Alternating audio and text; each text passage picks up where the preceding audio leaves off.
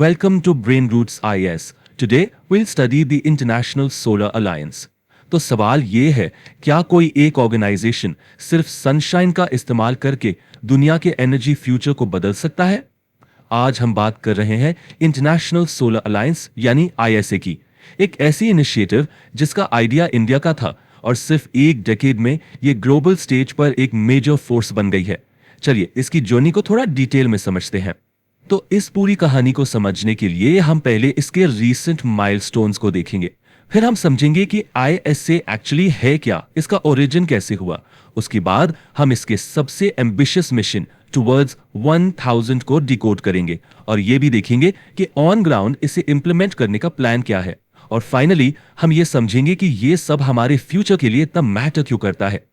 तो चलिए शुरुआत करते हैं इसके 10th एनिवर्सरी सेलिब्रेशन से, जो सिर्फ एक पार्टी नहीं थी बल्कि फ्यूचर के लिए एक बहुत बड़ी अनाउंसमेंट भी थी।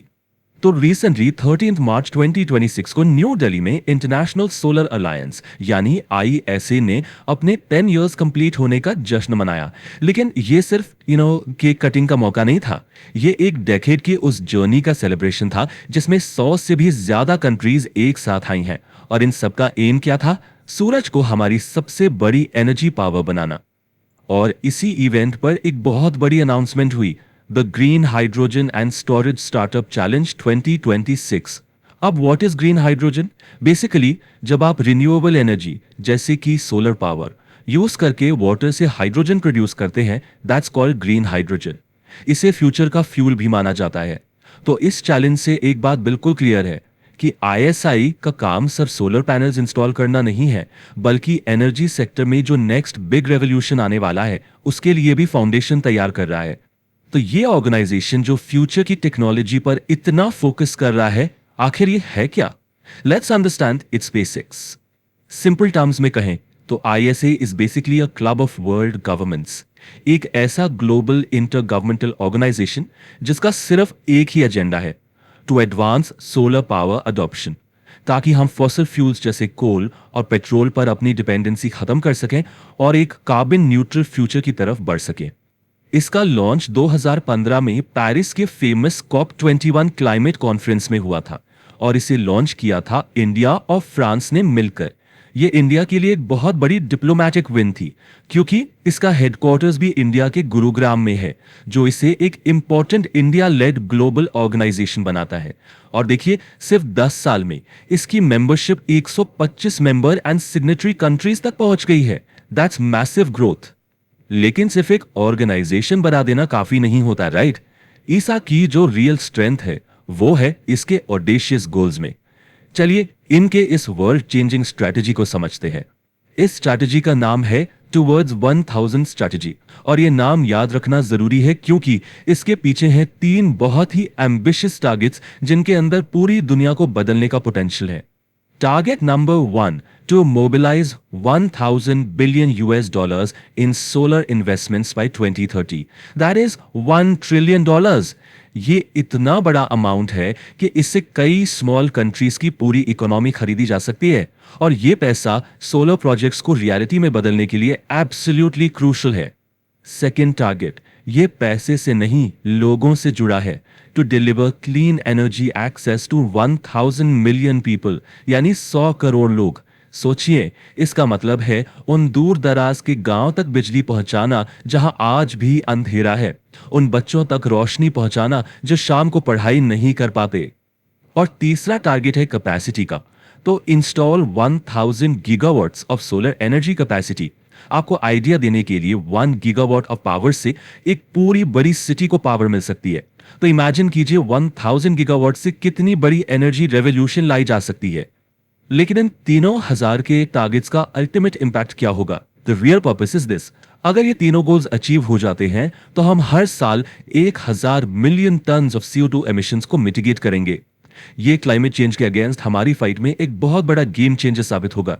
तो सवाल ये उठता है, इतने बड़े बड़े टारगेट्स आखिर अचीव होंगे कैसे?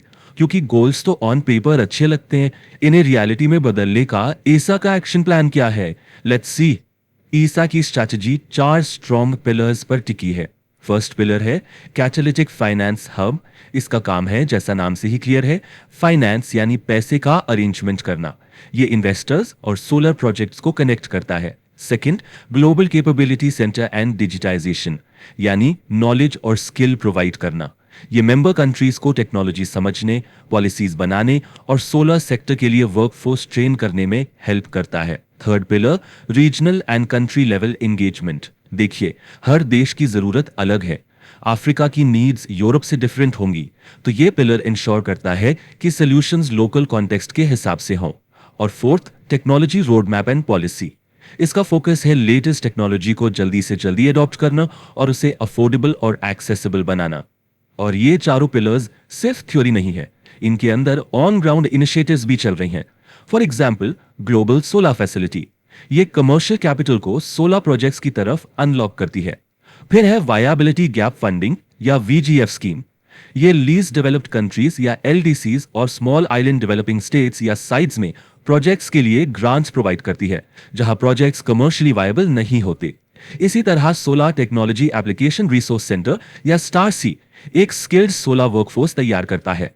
और सोलर स्टार्टअप चैलेंज, जैसा हमने देखा, सोलर सॉल्यूशंस में एंटरप्रेन्योरशिप को फोस्टर करता है। तो आप देख सकते हैं, ये एक पूरा इकोसिस्टम है। तो हमने व्हाट, व्हाई और हाउ देख लिया। अब एंड में सबसे बड़े क्वेश्चन पर आते हैं, why does all of this matter for the future of our planet? तो अल्टीमेटली इसका सिर्फ फाइनेंस और टेक्नोलॉजी का ऑर्गेनाइजेशन नहीं है, it acts as a global unifier. एक ऐसी दुनिया में जहां कंट्रीज अक्सर कॉन्फ्लिक्ट्स में रहती है, इसका 125 देशों को एक शेयर्ड विजन के लिए एक साथ लाता है। और वो विजन क्या है? एक सोलर पावर्ड वर्ल्ड का, एक ऐसा फ्यूचर जो सूरज की क्लीन और अनलिमिटेड एनर्जी से रोशन हो। तो हम आपको इसी सवाल के साथ छोड़ते हैं, can this global alliance with all its strategies and ambitious goals truly harness the sun to meet our planet's future energy needs? इसका जवाब आने वाला डेकेड ही देगा। If you found this lecture helpful, like, share and subscribe to the channel.